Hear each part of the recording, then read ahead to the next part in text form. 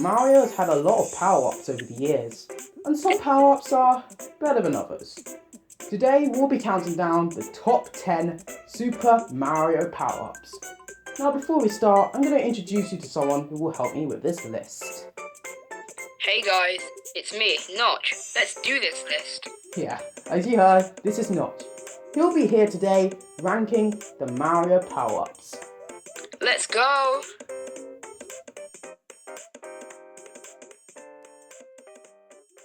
So, we'll start off with the Starman. This power-up has been in the Mario franchise since the first Super Mario game. So, I think that it is very appropriate to start this list with a classic.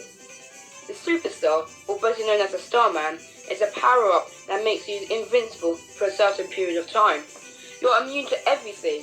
Well, apart from bottomless pits and lava, of course. But apart from that, it is a brilliant power-up and has appeared in pretty much every Super Mario game after this one.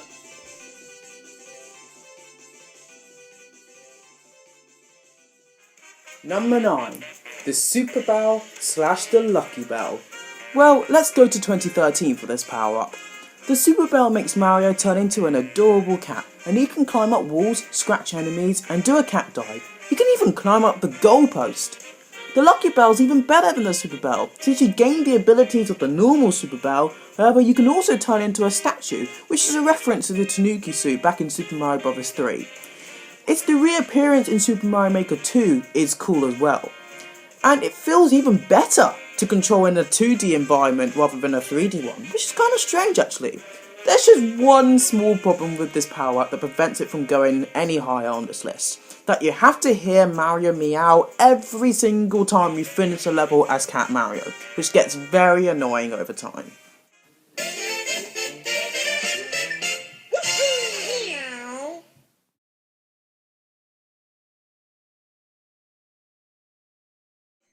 So now we're on number 8, the Bee Mushroom. Super Mario Galaxy introduced some interesting power-ups, and one of them includes the Bee Mushroom, which lets you turn into a bee, so you can buzz around the entire galaxy, well at least until you touch water.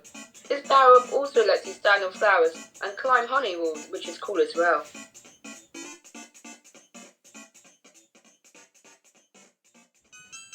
Now we're going to go to number 7, the Hammer Suit. Now let's talk about the most broken power-up in the franchise, the Hammer Suit. It may not be the most accurate power-up in the franchise, however, it is so overpowered. I don't know about you, but I hate the Hammer Bros. In the Mario franchise, the hammers are so unpredictable, and you always get hit by them. This power-up lets them have a taste of their own medicine. It feels so good.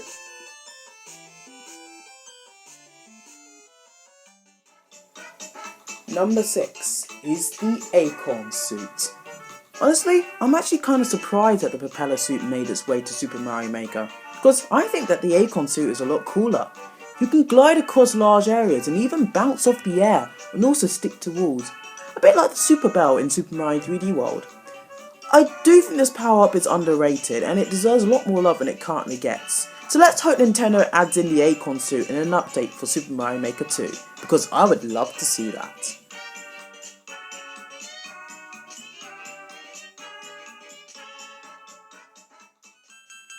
Number 5, we have the Raccoon Suit / the Tanuki Suit, because you know, they're virtually the same thing. While we're also on the topic of flight, the Raccoon Suit makes Mario grow a raccoon tail and ears, and also grants him the ability to fly. I don't know about you, but I've actually never seen a raccoon fly in real life before, so I don't know how Nintendo really came up with that connection between raccoons and flying, although oh well, I guess we'll never know. As well as flying, Mario can also whip enemies with his tail and gently float down. The Tanuki Suit is similar to the Raccoon Suit, however Mario looks more like a bear than a person with ears and a tail, and you can also turn into a statue for a short period of time, which makes him invulnerable to certain enemies. I like both of the power-ups exactly the same, so they both get number 5 and they will always be classics.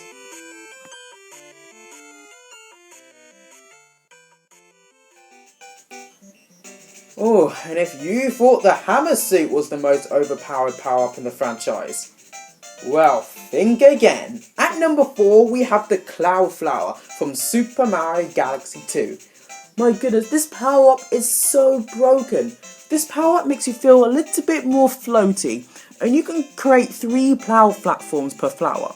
Honestly, I just love messing about with this power-up. It's so broken, you can literally skip large portions of areas just by long jumping. Especially with Luigi. Oh my goodness, you can literally break the entire game with Luigi and the Cloud Flower. This power-up is probably the most fun and broken power-up in the Mario franchise, and it's just fun just to mess around with. So that's why it's going to be in 4th place.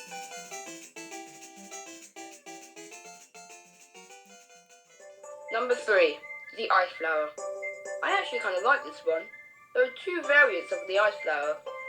The one in Super Mario Galaxy turns you into an ice statue, and you can walk on freezing cold water and wall jump on waterfalls. And the one in New Super Mario Bros., which is a bit like the Fire Flower, only you shoot ice balls which freeze enemies instead of fireballs. I like both power-ups just the same, and so the Ice Flower is one of my favourites. I just wish that it was in Super Mario Maker 2 though.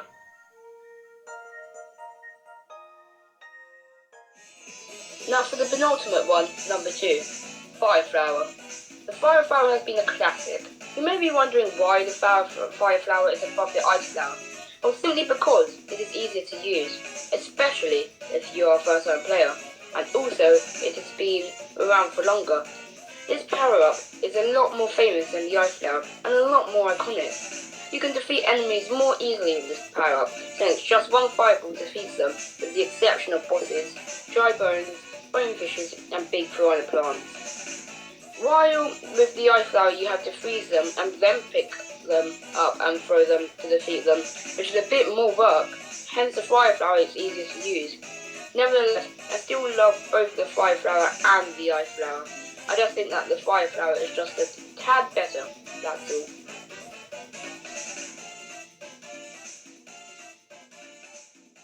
My favourite is actually the Cape Feather from Super Mario World.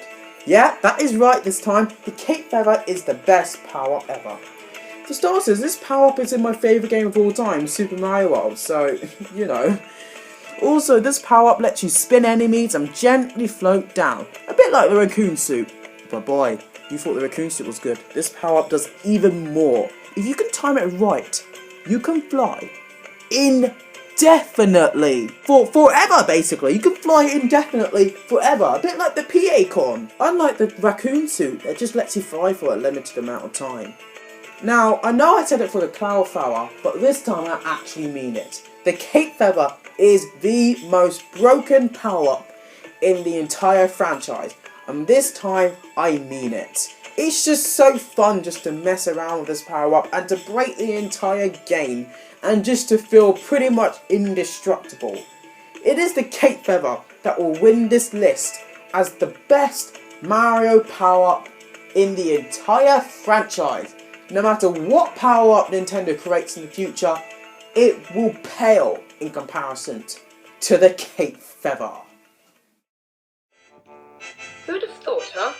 The Cape Feather being the best Mario power-up in the franchise. Yeah, but it is in the best Mario game of all time, so honestly I'm not surprised. I guess you're right. Thank you all for watching. Please be sure to like, comment and subscribe, and of course big shout outs to... Me, Notch. See you next week, everybody.